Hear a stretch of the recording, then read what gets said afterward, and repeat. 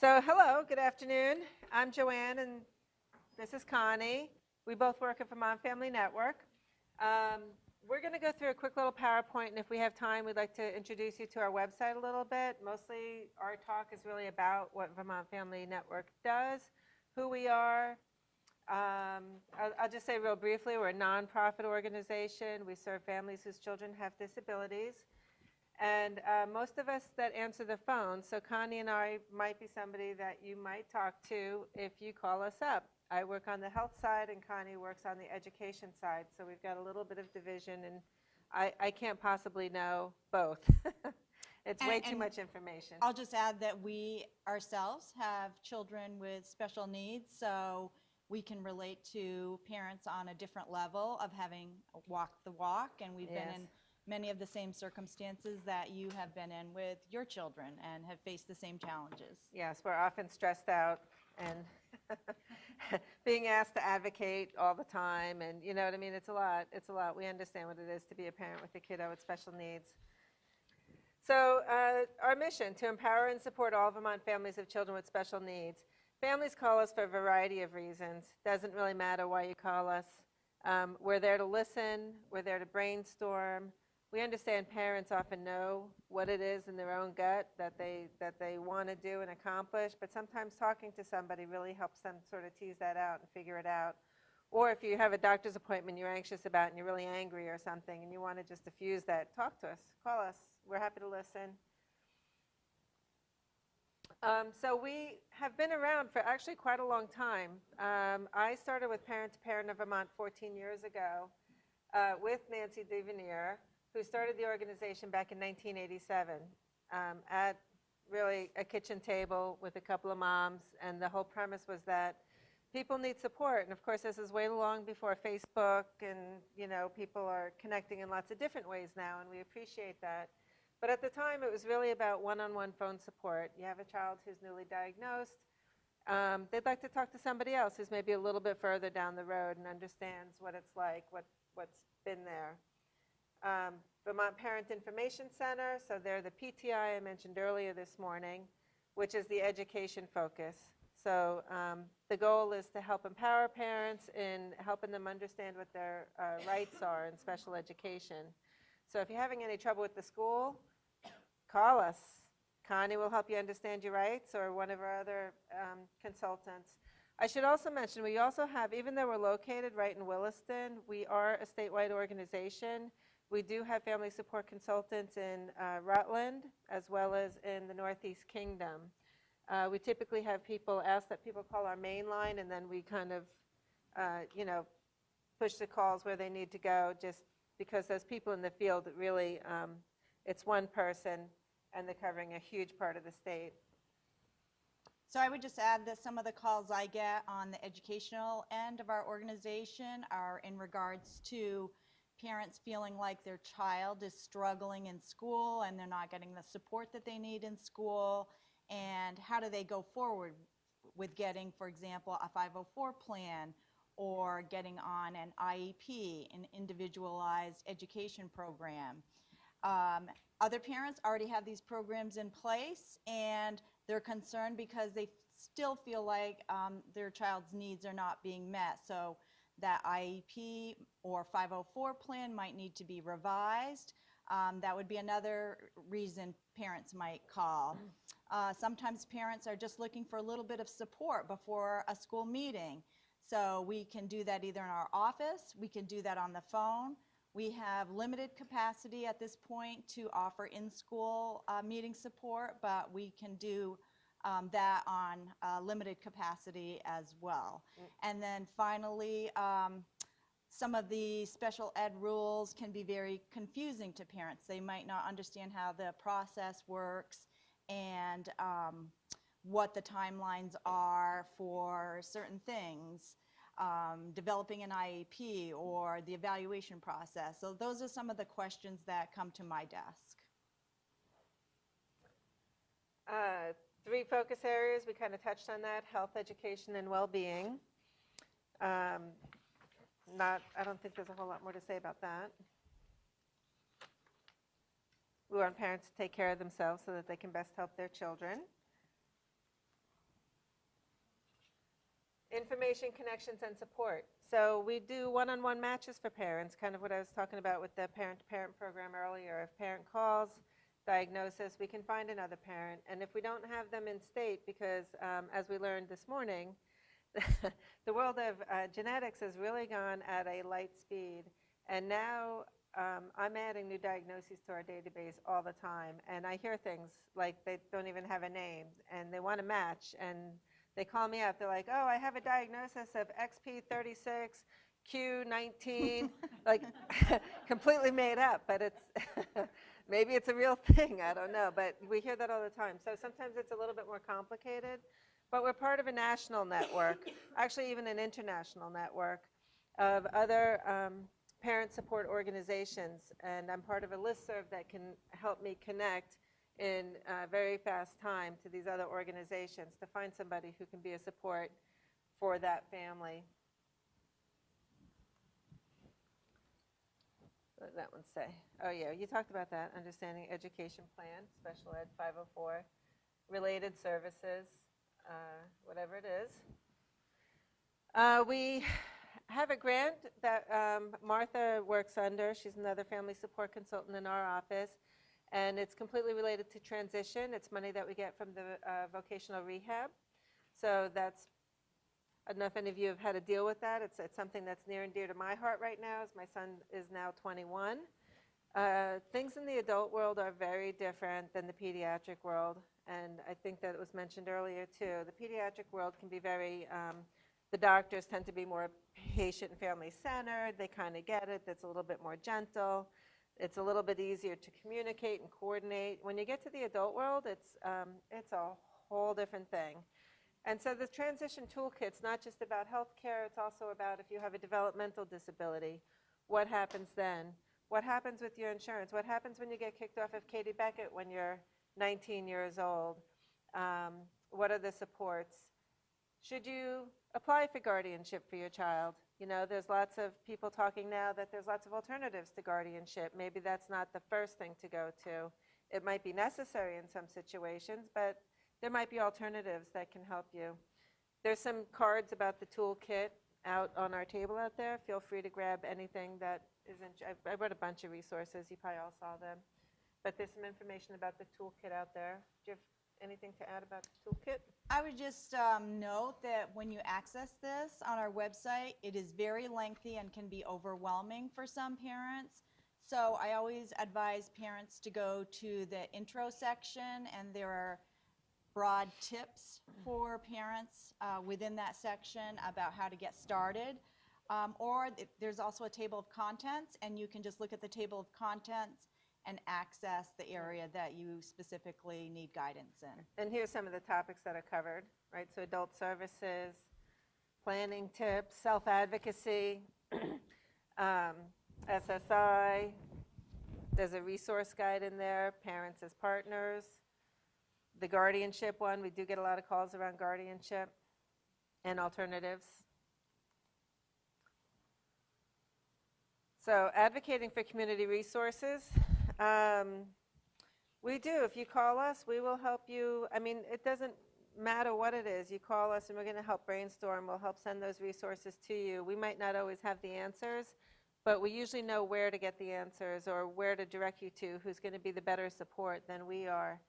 I was just trying to think. I had a call the other day, and she was having some legal issues. There's an organization called the Parent Representation Center, and I'm like, they're going to be much more able to help you. You know, if there's DCF involvement, they can usually help, and they have a whole wraparound service, and it's all about keeping the family together. Sometimes parents with disabilities have troubles with DCF. We might not be the best organization, but we're going to help you find those resources. That's going to, you know, it's all about your self-identified need. So whatever it is that you guys need, we'll try to meet that. So we're also the host agency for the Early Intervention Program for Chittenden County. So there is the 0 to 3 program is statewide. Each program has a host agency, and we happen to be the one for Chittenden County. And these are direct services. The families would get evaluations. They would get in-home supports with whatever is appropriate. It might be a PT, an SLP, an OT, developmental educator, and also provide lots of resources for that family. So that's kind of the sweet spot, because then right after 3, you go into the school system, and that could be a little bit like falling off a cliff sometimes, because now you're in this whole new world. This is much more family-centered. Do you have anything to say about that one? Back No, to school? I'm, You good on that? once you get past, that age of 3, I would be the person or any of our family support consultants in education to call and ask if you have questions or need guidance as your child gets a little bit older. And it is really about that communication piece. A lot of times the things fall apart in the school system or with your healthcare providers, and oftentimes it's really about how to communicate to get what you want, because that's the goal. And I understand, I've been there. That's why I don't want to work in education work. I spent my time doing my advocating, and it can be very, very frustrating, very aggravating, and sometimes you feel like you're banging your head on the wall. But you need to build those relationships in a positive way so that you can get what you want. And I guess that's one thing I would mention is that a lot of families call our organization and the educational helpline in particularly asking for an advocate. Our role is not to advocate for the parents, but to assist the parent in advocating for their children. So we help to provide the information and the resources so that the parent can feel well equipped to advocate for their child. And I know here we've talked about matches, but I'll just say a quick thing about support groups. We don't really have the staffing to do a bunch of our own support groups. So what we do is we do have a little bit of funding, so families see that there's an unmet need in their community and they really want to start a support group. We can offer some funding to help you get started. So whether that means renting out some space or buying snacks or advertising, whatever you think is appropriate to get that support group up and running is great. Sometimes we also have great conference space in Williston that we can offer people for free for holding their support group. And we'll help advertise, we'll help get the word out. What's that? Even in Franklin County, statewide, everywhere. We want to know where the unmet need is and try to meet that need.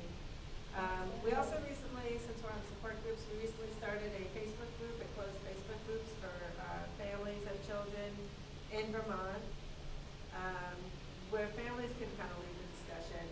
There's been some great things on there. Somebody had a stroller they wanted to give away, so somebody, the matches was made that way, organically, between the families themselves. And some people, so this is what happened with the match program. Like people don't come out to meetings as much as they used to. We used to be able to get people to come to our trainings, and some people still come, but we found that it's almost easier. A lot of people, people are really super duper busy. B, the timing's not always convenient. We're trying to raise our kids, but Facebook, lots of people seem to be on Facebook, and a lot of people are finding their supports on Facebook. I know I do, in my community. What does it say? Oh, leadership training. So we have a wonderful program. I'm going to call it wonderful because I'm involved in it. It's a collaboration with the Vermont Developmental Disabilities Council and Green Mountain Self-Advocates. There's also funding from Children with Special Health Needs and the CDCI that helps sponsor this program. So it's 3 weekends is when it happens. We like to think of it as a little bit of respite time for the parent that comes, but it's the cohort is basically half parents and then half self-advocates. And self-advocates tend to be adults that have a developmental disability. And in that term, we're thinking the federal definition is very broad, so it would certainly include complex medical diagnoses as well. And we come together for these trainings, and it's all about learning how to advocate at the State House, how to do some legislative work, how to find your voice. There's some very practical tips that happen during that time about just grounding yourself, how to power poses, before you go talk to that legislature, because really there are people too in the community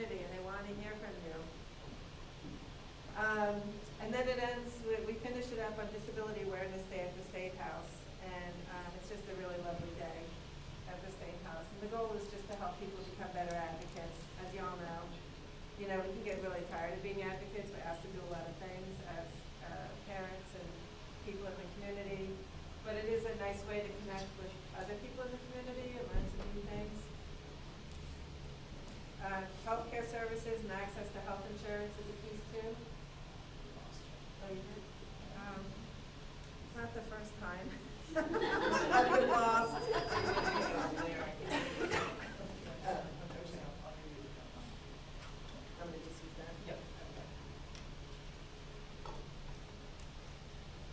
So what I was going to say about access to health insurance is, you call me, ask about health insurance, I'll be like, hey, I got this great friend at Children with Special Health Needs. Her name's Betty. No, we'll do our best and connect. But Betty is she's a wealth of information, and we love working closely with Betty on a lot of things. She mentioned the medically necessary supplemental fund. I think that's worth mentioning again. It's we all have gaps in our coverages or for needs for our kids when it's whether it's medications, durable medical equipment, whatever it is, co-pays, deductibles, travel to those necessary medical appointments. We might be able to offer a little financial assistance around that, so you can just call us for that.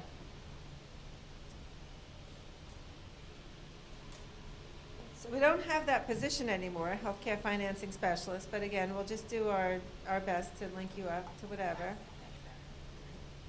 Family faculty program, that's Jan Hancock, runs that in our office. There she is, yeah.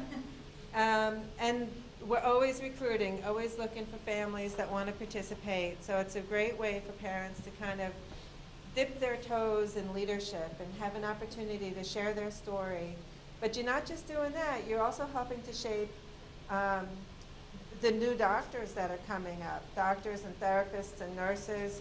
We bring parent panels to the university, to the medical center here, and they share their experiences. And it's very oftentimes the first time that a medical student will actually have any contact with a real person that's a patient that's not from a textbook. So it's something that they really remember, and it helps teach them about patient family-centered care. And then, of course, that's our hope, that they carry that forward in their practice. And I have participated in one of those parent panels, and it was an extraordinary experience because you have all of these medical students who are bright-eyed and bushy-tailed and just want to get out there and do their best.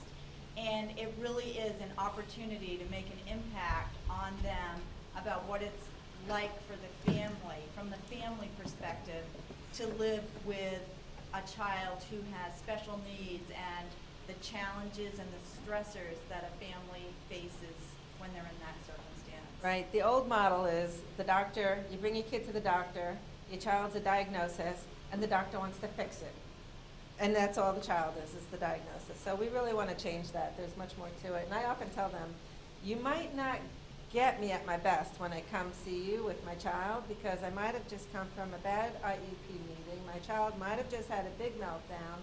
I might have had, a big fight with somebody, the insurance company. I might have been 4 hours on the phone with Cigna. So as doctors, just have a little patience with us, because you don't know how we're going to be when we get there. We mean to be, nice.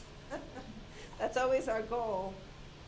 But there's always so much more on our plates.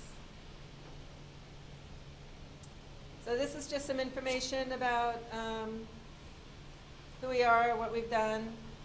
I guess this is information and assistance. This is probably from 2015, 2016.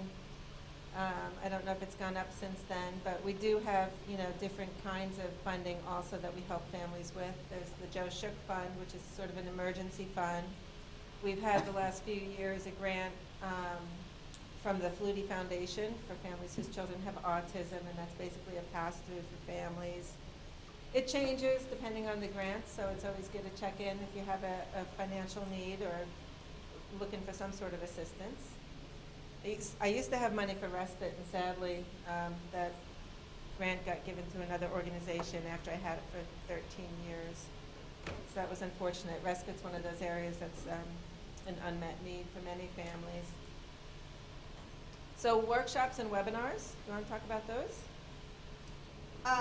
As stated, here we have 40 workshops, 14 live webinars. If you access our website, you'll find a wealth of information and archived webinars on our website, which you can, access at your convenience in the comfort of your home.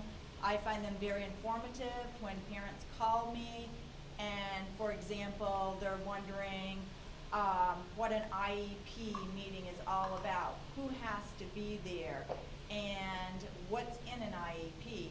We have a wonderful webinar about navigating the IEP, and parents can access this in the comfort of their home when it's convenient for them. So I think they're absolutely a fantastic resource. And our premier event is our annual conference. Usually happens in the first week in April, and probably over 300 people come. It's professionals, it's families, people from around the state. There's lots of exhibitors and sponsors, sometimes even entertainment. But it's just, I love it. It's a great day, and parents, we can usually get scholarship for most parents that want to attend. And this year, I'll just note, it's always been on Wednesdays, I believe, Yes. in the past, historically. This year it will be on a Tuesday. I'm not sure if any of you have accessed our annual conference in the past, but just to give you a heads up on that. Lots of workshops. It's just a really nice day. At the Sheridan, I think we're doing it again. Yes, At the Sheridan. at the in Sheraton Burlington. in We've tried Burlington. doing it in other parts of the state, and it was just logistically very challenging, so it's usually up here. But if you have travel needs, let us know. We want you to get there. SIP Shops. So SIP Shops is another program that we do. It's for the siblings of children with disabilities. So SIBs sometimes get a little bit lost in the shuffle. I had a parent tell me the other day that her one child was having very intensive needs, and I said, "Oh, how's his sister doing?" And she just flat out told me. She told me the other day that she felt like she had no parents. I was like, because that's pretty articulate for a 10-year-old to say, "I just feel like I don't have any parents right now," and it's true. So we started talking about SIP shops, and it's not therapy. Doesn't take the place of therapy, but we say it has therapeutic value because the kids all know that they're there with other families and children who are in a situation or in a home that might be, similar to theirs, or at least, similar enough that the typical population wouldn't really understand. Because sometimes it's lonely when you have a chronic illness or disease. And my understanding is in SIB shops, the focus is on the sibling. Yes. Which might not be happening very frequently, within the family with all of the other distractions going on. So what is this? Family faculty to train. So that was more on family faculty program again. It's just, that's part of the outreach that we've done there. And in parents, this is a parent quote here, "I felt good about the opportunity I had to convey to the student the many demands required in parenting a child with special health needs and the importance of providers respecting and imagining what the experience is like for our son.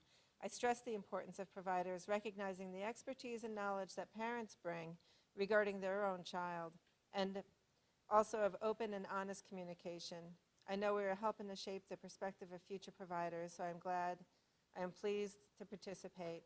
And it is, as a parent, I've done it as well, and I always feel good, like I'm doing something, When my son was diagnosed when he was 3 with muscular dystrophy, I felt completely helpless. It was like, what can I do? There's nothing I can do to change the course of this disease.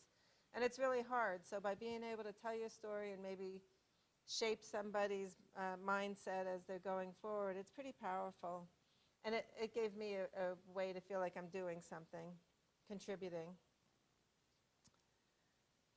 So early intervention services, the numbers keep going up, and unfortunately the funding does not, so the program's a little bit stressed, but they do an amazing job. They're wonderful, caring people, and as you can see, they do go in the home, providing direct services with the child. And the providers love it, the families love it. It's just we need more money. So if you ever get out there and advocate, tell them we need money. We're here to help.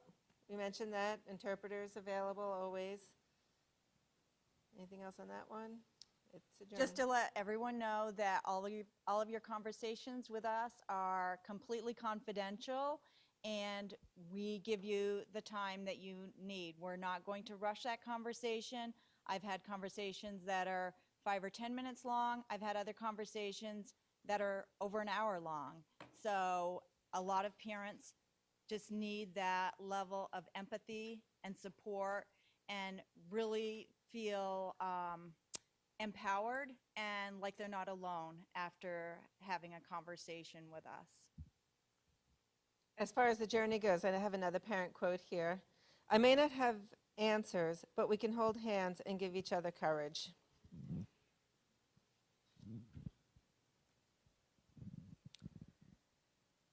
So I guess we're getting close to the end of our slides here. Advocacy and leadership, disabilities, special health needs. You guys can read all that. We're here to help. That's our goal. Any questions? Yeah, let's go to the website. I'll show you guys the website real quick since we have a few minutes. Just by a show of hands, how many people here have accessed our website? Oh, A few. Okay, that's great. Good.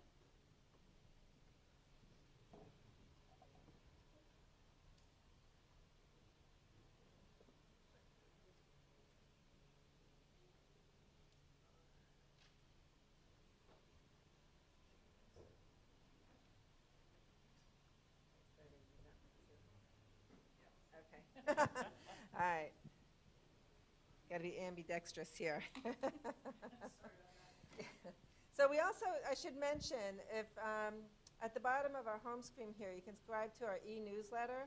The e-newsletter is a great way to stay in touch with what's happening. We oftentimes, if we get a grant that can help families, we'll put it here, for example, or we'll put it in the newsletter. We do have a Family Fun Day coming up. This will be our 3rd annual. We hope some of you guys can make it. It's, I believe, October 21st. I think the information's out there. It's also on the website. But the newsletter, you can put your email in. It's once a month. We don't do any other soliciting or anything else with it, but it just tells you what's going on at Vermont Family Network. Or like I mentioned, the Flutie grant. When we get that, we'll advertise it right on the newsletter, and then families will know, oh, okay, I can apply for $200 now for something that's going to help my child with autism. And we'll talk about leadership series. Recruitment only happens in a certain period of time for leadership. Of course, if anybody's interested, I'll always take their name, and I'll contact you when the opportunity, when it's time to sign up. We're very excited. Puppets in Education is now under our Vermont Family Network umbrella. Puppets in Education does lots of, they do the puppet shows. They bring the puppet shows to schools very often. They're very, does that say 5? They're on different topics like bullying. They have a sibling puppet show. What else do you want to go to on the website? Maybe our resource Okay. page. Just to show you real quick, services and supports. If you ever want to know about our what we're doing, family support, you can see there's family faculty, the funding opportunities. That's where we update that information about SIB shops and supports. These are some of the disabilities, but certainly not limited. We just happen to have more resources around some disabilities than others. It all depends on the grants. We're completely grant funded, so whatever the grants tell us to do, we pretty much do. And then lots in education. Care notebooks is another one.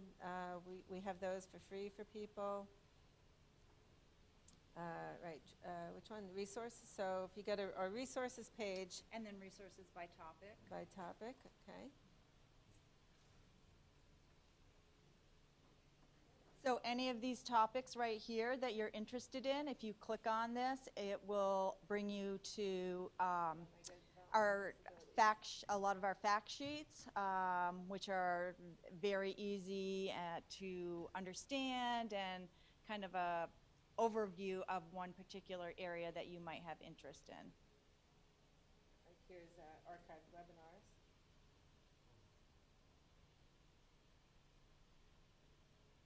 Okay, I guess we got to click around a little bit more to, I guess you can see some of them over here on this side. I wasn't sure you could see what I was doing, but you can. Conference material, so if you came to a conference and you wanted to know, oh, what happened at that event, you know, you can go back. We archive the materials on the website here as well. And again, with our next upcoming conference, I just looked it up in my notes. It's Tuesday, April 3rd at the Sheraton in Burlington. And we usually have about 350 attendees, around that number, with exhibitors as well. Yeah, it's a fun day. It's a good day. So upcoming events, I didn't see Family Fun Day there. Family Fun Day is actually next Sunday, October 1st. It's 11 to 2 p.m. at Oakridge Park.